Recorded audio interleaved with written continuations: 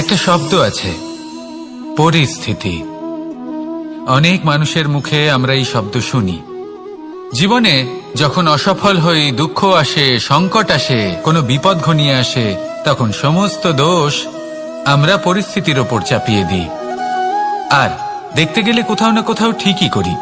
এই পরিস্থিতি প্রত্যেক দিনের মতো পাল্টাতে থাকে, কিন্তু এই দিন, এই রাত, এমন কেউ আছেন যিনি এর ওপরেও নিয়ন্ত্রণ সাধন করেন, আর তিনি হলেন সূর্য।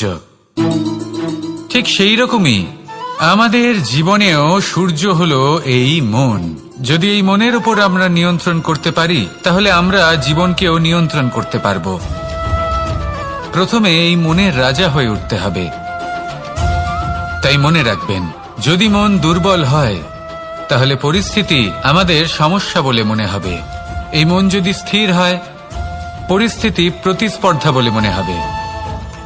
আর এই মন যদি শক্তিশালী হয়ে ওঠে, তাহলে যে কোনো পরিস্থিতি আপনার কাছে একটা সুযোগ মাত্র। এমন এক সুযোগ যাতে অগ্রসর হয়ে আপনি মহান হয়ে উঠতে পারেন। এই মনের শক্তির বৃদ্ধি ঘটান, মহান হয়ে উঠুন, আর আমার সাথে ভালোবেসে বলুন, রাধা রাধা। খুব সুন্দর একটা কাহিনী আছে। একবার এক ব্যক্তি নিজের অসফলতার জন্য ত্রস্ত হয়ে সময় দেবতার তপস্যা করতে বসলেন। উনি তপস্যা করলেন এবং সময় দেবতা প্রসন্ন হলেন, মানুষের রূপ ধারণ করে ওনার সামনে প্রকট হলেন। এবার সেই ব্যক্তি ওনাকে জিজ্ঞেস করলেন যে কি এমন আছে যার জন্য আপনি বারবার জয়ী হন আর আমি চিরকাল পরাজিত হয়ে থাকি? কেন এত পরিশ্রম করা সত্ত্বেও আমি সাফল্য লাভ করতে পারি না?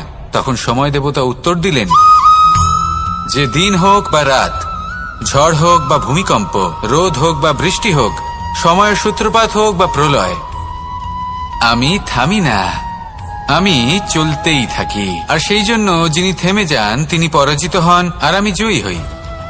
এটাই আমাদের শিখতে হবে। জীবনে সবসময় চলতে থাকুন, কখনো থামবেন না। হ্যাঁ, কিছুক্ষণের জন্য বিরতি নিতে পারেন, বিশ্রাম করার জন্য, নিজেকে আরো সশক্ত করে তোলার জন্য, কিন্তু থেমে যাবেন না। নিরন্তর কর্ম করতে থাকুন, পরিশ্রম করতে থাকুন, তবেই এই সংসার আপনাকে মনে রাখবে। আসুন আমার সাথে ভালোবেসে বলুন, রাধা রাধা। আমাদের জীবনে গুরুজনেরা, জ্ঞানী মানুষজন সবসময় একটা কথা বলেন, ধৈর্য ধরো। শুধুমাত্র দুটো শব্দ, কিন্তু কতটা বিশাল সেটা বোঝার চেষ্টা করুন। ছোট একটা অস্ত্র হাতে নিন এবং একটা বিশাল পর্বতে নিরন্তর প্রহার করতে থাকুন, ধৈর্য ধরে সেই কাজ করতে থাকুন। এমন একদিন আসবে, এই বিশাল পর্বতে আপনি একটা পথ তৈরি করবেন। কোনো ধনুর্ধর যখন নিজের বিদ্যা অর্জন করেন, তখন তাকেও ধৈর্য ধরতে হয়, তার নিজেকে সময় দিতে হয়, তবেই সে ধনুর্বিদ্যা শিখতে পারে। সেইভাবে আমাদের জীবনেও ধৈর্য ধরার খুব প্রয়োজন। পরিবারে ধৈর্য রাখতে পারলে তাহলে আস্তে আস্তে দেখবেন প্রেম বৃদ্ধি পাচ্ছে। সমাজে যদি ধৈর্য রাখতে পারেন, তাহলে আস্তে আস্তে এই সমাজ আপনাকে সম্মান করবে। যদি নিজের জীবনে ধৈর্য রাখতে পারেন, তাহলে নিজে থেকেই আত্মবিশ্বাস বাড়বে, নিজের বিকাশ হবে। জীবনে সবই সম্ভব যদি ধৈর্য রাখতে পারেন। হয়তো আস্তে আস্তে হবে, কিন্তু হবে অবশ্যই। শুধু ধৈর্য রাখুন, কারণ ধৈর্যই সব থেকে বড় পুঁজি। আসুন আর আমার সাথে ভালোবেসে বলুন, রাধা রাধা। আমাদের জীবনে যখনই আমরা কোনো বড় দায়িত্বের সম্মুখীন হই, তখন আমরা তার থেকে দূরে পালাই, আর এই অজুহাত দিই যে না না, এত বেশি ভার বহন করার যোগ্যতা আমার নেই, আমি করতেই পারবো না। দেখুন, এই সংসারে ভিন্ন ভিন্ন ধরনের গাছ আছে, ছোট গাছ, বড় গাছ, কিন্তু বটগাছের মতো বড় এবং নিবিড় গাছ আর একটাও নেই। সে নিঃস্বার্থভাবে এই সংসারকে সেবা করে যায়, ছায়া প্রদান করে, শীতলতা প্রদান করে। আর যখন এমন সময় আসে যখন তার ওপর বোঝা অত্যন্ত বেড়ে যায়, সে কিন্তু কোনোভাবেই ভেঙে পড়ে না। তখন সে নিজের নিঃস্বার্থ কর্মের ফল লাভ করে, সেই নিঃস্বার্থ কর্ম যা সে করেছে। তার দেহ থেকে ছোট ছোট ঝুড়ি বার হয় এবং তা কাণ্ডের আকার ধারণ করে। সেই কাণ্ড মাটির কাছে পৌঁছয় এবং তারপর তা বটগাছের সহায়ক হয়ে ওঠে। সে ভেঙে পড়ে যায় না। এইভাবে আপনিও জীবনে নিঃস্বার্থভাবে সবার সেবা করুন, ভালোবাসুন, সবাইকে সাহায্য করুন। যেদিন আপনার ওপর বোঝা অত্যন্ত বেড়ে যাবে, সেদিন এই সব মানুষ আপনাকে সাহায্য করার জন্য আসবেন, আপনার শক্তি হয়ে উঠবেন, আর আপনি বটগাছের মতোই মহান এবং বিশাল হয়ে উঠবেন। আসুন আর আমার সাথে ভালোবেসে বলুন, রাধা রাধা। মানুষ তার জীবনে দুই ধরনের পরিস্থিতিকে খুব ভয় পায়। এক, কোনো কারণবশত কারোর সামনে নত হওয়া। দুই, কোনো কারণে নিজের চরিত্র থেকে, নিজের মূল্যবোধ থেকে বিচ্যুত হওয়া। এবার কেন হয় এরকম যে কথায় কথায় কারোর সামনে নত হতে হয়? কেন বারংবার নিজের চরিত্র থেকে চ্যুত হতে হয়? এরকম কেন হয়? এটা তখনই হয় যখন আমাদের শিক্ষা এবং মূল্যবোধের অভাব থাকে। যদি মানুষের মধ্যে প্রকৃত শিক্ষা থাকে, তাহলে এই সংসারে কোনো সময় এবং কারোর সামনেই নত হওয়ার কোনো প্রয়োজন নেই। যদি মানুষের মধ্যে মূল্যবোধ থাকে, তাহলে তাকে নিজের মূল্যবোধ বা চরিত্র থেকে বিচ্যুত হতে হয় না, তা সে যাই হয়ে যাক না কেন। কোনো বালককে যদি জন্ম থেকেই সুশিক্ষার অধিকারী করা হয়, শিক্ষিত করা হয়, মূল্যবোধের অধিকারী করা হয়, তবে সে এই সংসারে এমন কর্ম করবে যাতে সে নিজেকে, নিজের পরিবারকে, সমগ্র সমাজকে গর্বিত করতে পারে। শিক্ষা লাভ করুন, মূল্যবোধ লাভ করুন এবং আমার সাথে ভালোবেসে বলুন, রাধা রাধা। আমাদের সকলের জীবনে একটা লক্ষ্য থাকে যেটা আমরা লাভ করতে চাই। ঠিক যেন একটা প্রতিস্পর্ধা বিদ্যমান যে কে সব থেকে আগে নিজের লক্ষ্যে পৌঁছতে পারবে। আর সেই জন্য আমরা সকলেই খুব তাড়াতাড়ি এগোতে চেষ্টা করি, বড় এবং দীর্ঘ পদক্ষেপ ফেলি, যাতে তাড়াতাড়ি নিজের লক্ষ্যে পৌঁছতে পারি। কিন্তু এক অত্যন্ত গুরুত্বপূর্ণ বিষয় আছে, সবসময় লক্ষ্য সামনে থাকবে না, কখনো কখনো তা খুঁজতে হয়। এই যাত্রা খুব কঠিন হতে পারে, আর ঠিক এই কারণেই সবসময় দ্রুত গতিতে চলা বা তাড়াতাড়ি পথে চলা সেটা আবশ্যক নয়। তার থেকেও বেশি গুরুত্বপূর্ণ হলো ভেবেচিন্তে তারপর পথ চলা। যদি ভেবেচিন্তে পদক্ষেপ ফেলেন, চলতে পারেন, তাহলে সেটাই সর্বশ্রেষ্ঠ পদক্ষেপ।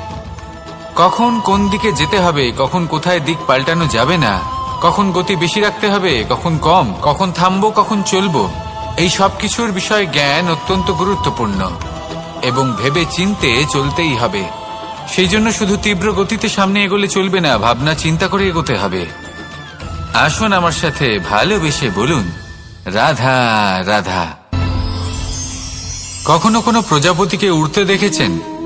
কি সুন্দর উড়ে বেড়ায় সে, এক ফুল থেকে অন্য ফুলে, এক পাতা থেকে অন্য পাতার ওপর। কিন্তু সে কিভাবে উড়তে শেখে কখনো ভেবেছেন? জন্ম থেকেই কিন্তু প্রজাপতির ডানা থাকে না, ও কিন্তু ছোট্ট একটা ডিমের আকারে জন্ম লাভ করে।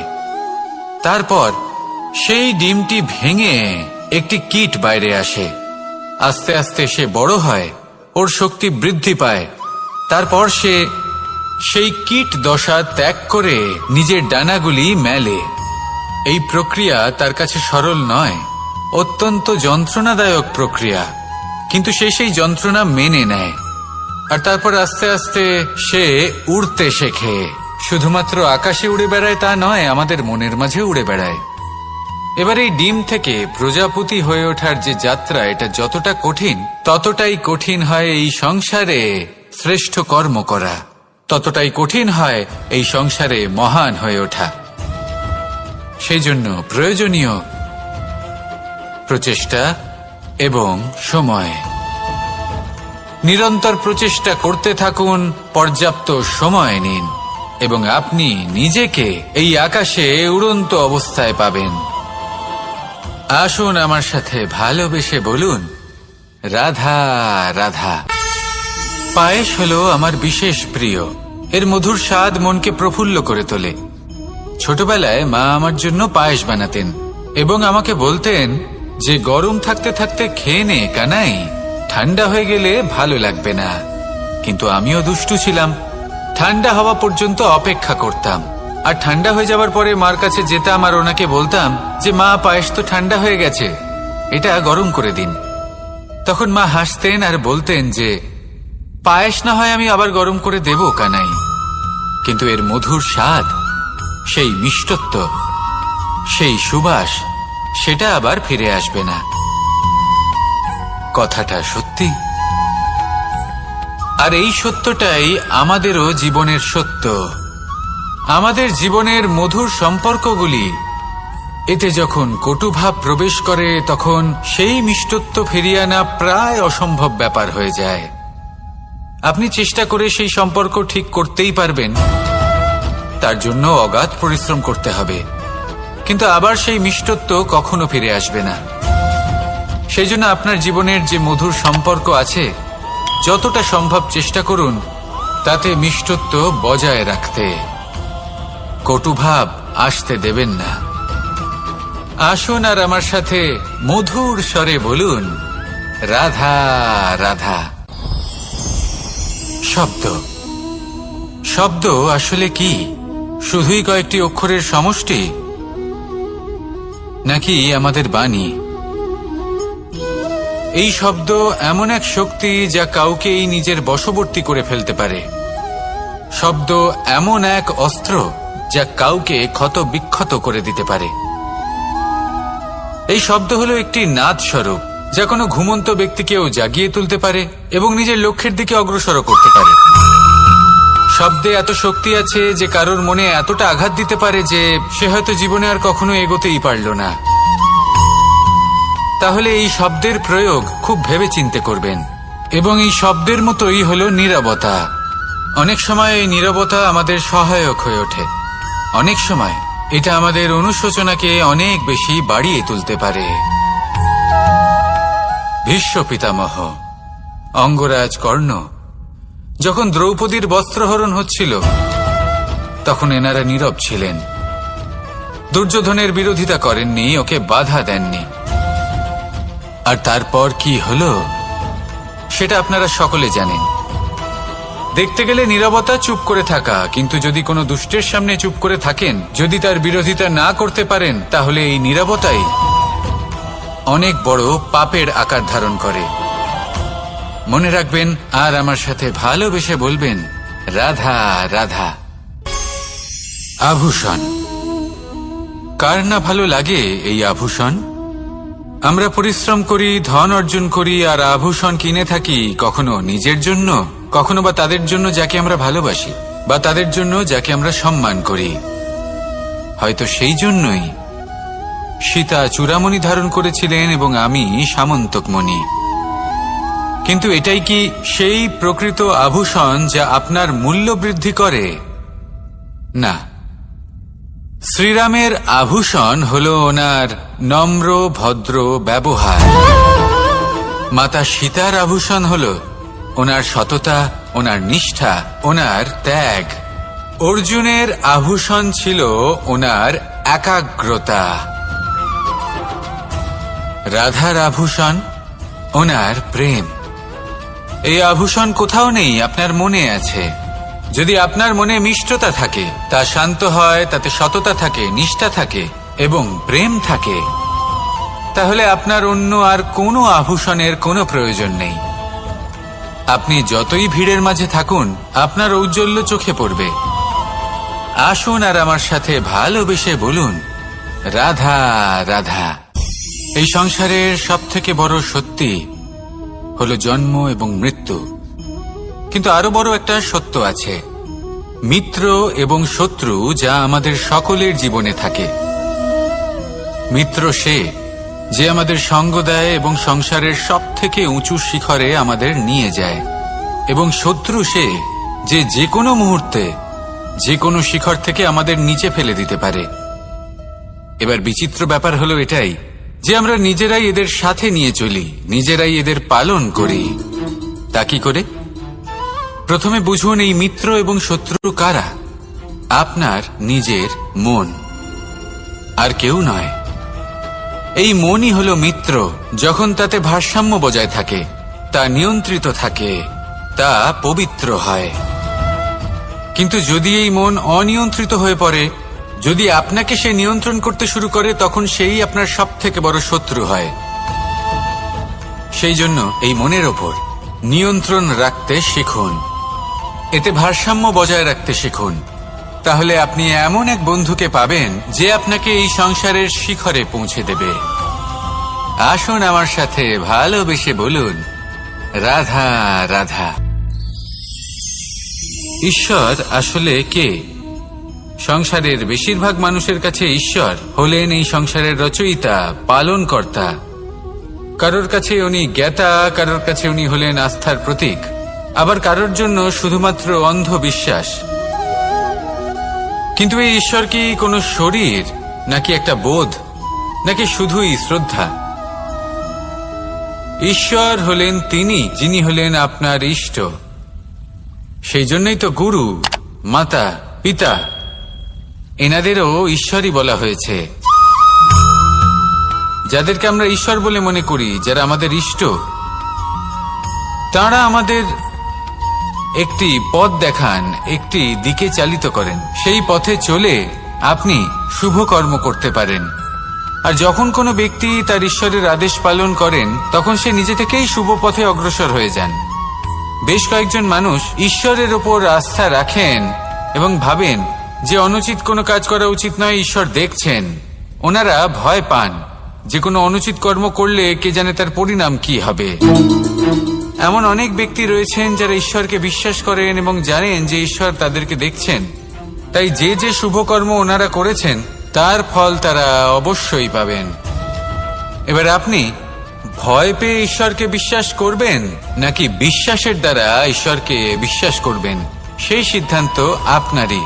কিন্তু হ্যাঁ, যদি আপনার মনে ঈশ্বরের জন্য কোনো স্থান থাকে, যদি আপনার কোনো ইষ্ট থাকেন, যদি আপনি কাউকে ঈশ্বর মনে করেন, যার প্রত্যেক আদেশ আপনি পালন করে থাকেন, তাহলে বলি, ঈশ্বর কখনো আপনাকে অনুচিত পথে চালিত করবেন না। আসুন আমার সাথে ভালোবেসে বলুন, রাধা রাধা। এই সংসারে ভিন্ন ভিন্ন ধরনের গাছ আছে, অসংখ্য ধরনের প্রজাতি আছে। কিছু গাছ পাতা দিয়ে থাকে, কিছু ফুল, কিছু ফল। কেউ ছায়া প্রদান করে, কেউ শীতলতা প্রদান করে, কেউ নিজেকে খুব কষ্ট দিয়ে এই সংসারের বিকাশে সহায়ক হয়ে ওঠে। কিন্তু এই সবার মধ্যে একটা বিষয় কিন্তু সমান, এরা প্রত্যেকেই পাতা ছাড়া, ফুল ছাড়া, ফল ছাড়া জীবিত থাকতেই পারে, কিন্তু কোনো বৃক্ষই শিকড় ছাড়া বেঁচে থাকতেই পারে না। এটাই হলো রাধার। ঠিক সেইভাবেই আমাদের জীবনে শক্তি হোক, ধন হোক বা সাফল্য হোক, আমাদের বা আমাদের পরিবারের প্রসন্নতাই হোক, এই সব কিছুর আধার হলো, সবকিছুর মূল হলো পরিশ্রম। তাই জীবনে চিরকাল পরিশ্রম করতে থাকুন। যদি আপনি জীবনে মহান হবার পথে অগ্রসর হতে চান, তাহলে পরিশ্রম করুন। এই পরিশ্রম দ্বারাই নিজের পরিবারকে প্রসন্ন করুন, নিজের বন্ধুদের প্রসন্ন করুন, এই সমাজকে গর্বিত করুন। আসুন আমার সাথে ভালোবেসে বলুন, রাধা রাধা। এই সংসারের সব থেকে বড় রোগ কোনটা? কেউ বলবে মানসিক রোগ, কেউ বলবে সেই রোগ যা সর্পদংশনের ফলে হয়ে থাকে। এই সংসারে ভিন্ন ভিন্ন ধরনের রোগ আছে এবং তার সাথে ভিন্ন ভিন্ন ধরনের যন্ত্রণাও রয়েছে। এমন একটা রোগ আছে যা চোখে দেখা যায় না, যা আপনার শরীরে কোনো দাগ রেখে যায় না, কিন্তু আপনার আত্মাকে পর্যন্ত ক্ষত বিক্ষত করে, অসুস্থ করে তোলে, বিনাশ করে দেয় আপনাকে এবং তার সাথে আপনার আত্মাকেও।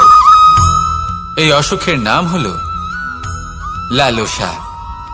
লালসা, যে কর্ম সাধন করেছেন তার থেকে বেশি ফল লাভ করার আশা। লালসা, যা আজ আছে তার থেকে অনেক বেশি লাভ করার ইচ্ছে। এই ইচ্ছে এই সংসারে সবার থেকে এগিয়ে থাকার আপনাকে প্রেরণা যোগাবে, কিন্তু তার জন্য আপনাকে অপরাধযোগ্য কাজ করতে উৎসাহিত করবে। আপনার বন্ধু, আপনার আত্মীয়, আপনার পরিবার, এই সবার থেকে আপনি কখন দূরে চলে যাবেন আপনি বুঝতেই পারবেন না। উচিত অনুচিত কোনটা, ধর্ম অধর্ম কোনটা, সব ভুলে যাবেন আপনি। সেই জন্য মনে রাখবেন, নিজের জীবনে যদি আপনি লালসার থেকে নিজেকে দূরে রাখতে পারেন, তাহলে এর অর্থ হলো যে আপনি এই সংসারের সব থেকে বড় অসুখের ওপর বিজয় লাভ করেছেন।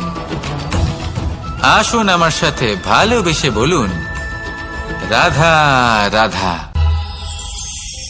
এই সাগর কত বিশাল আকার, কখনো শান্ত কখনো উত্তাল, কিন্তু এই সাগরকে এত মহান কে করে তুলল? জল। এবার এই জলের যাত্রা দেখুন, সেটা কতটা কঠিন। এই জল সাগরে থাকে, সূর্য ওকে এতটা উত্তপ্ত করে তোলে যে এই জল নিজের অস্তিত্ব হারিয়ে ফেলে এবং বাষ্পে পরিণত হয়ে হাওয়ায় মিলিয়ে যায়। তারপরে আকাশে যায় আর নিজের অস্তিত্ব আবার হারিয়ে ফেলে, মেঘে পরিণত হয়। তারপর এই মেঘ কোথাও গিয়ে কোনো পর্বতে ধাক্কা খায়, তারপর আবার এই জল নিজের অস্তিত্ব হারায়। তারপরে বর্ষার রূপ ধারণ করে তা বর্ষিত হয়, বা কোনো পর্বতের চূড়ায় তার শিখরে বরফের রূপ ধারণ করে। তারপরে এই বর্ষা মাটির দিকে নিজের যাত্রা শুরু করে। এবার মাটিতে ঝরে পড়া এই বর্ষা স্রোতের আকার ধারণ করে এবং আস্তে আস্তে বইতে থাকে। এই নদীর আকার ধারণ করে এবং নদী রূপে বইতে বইতে পাথরে ধাক্কা খায় বা কোনো পর্বতে ধাক্কা খায়, আর তারপর এই নদী এসে সাগরে সমাহিত হয়ে যায়। নদীর এই জল আবারও নিজের অস্তিত্ব হারিয়ে ফেলে, কিন্তু এইবার সেই জল নিজেই সাগরে পরিণত হয়। এটা আমাদের সকলের জন্য একটা শিক্ষা যে এই সংসারে জীবন এবং সময়ের হলো এক অনন্ত যাত্রা। এই সংসারে যা কিছু আছে তার সূত্রপাত কোথাও একটা হবেই। সেই জন্য মৃত্যু এবং সমাপ্তির চিন্তা ত্যাগ করে দিন, আর যে সূত্রপাত আপনি লাভ করছেন তার আনন্দ উপভোগ করুন।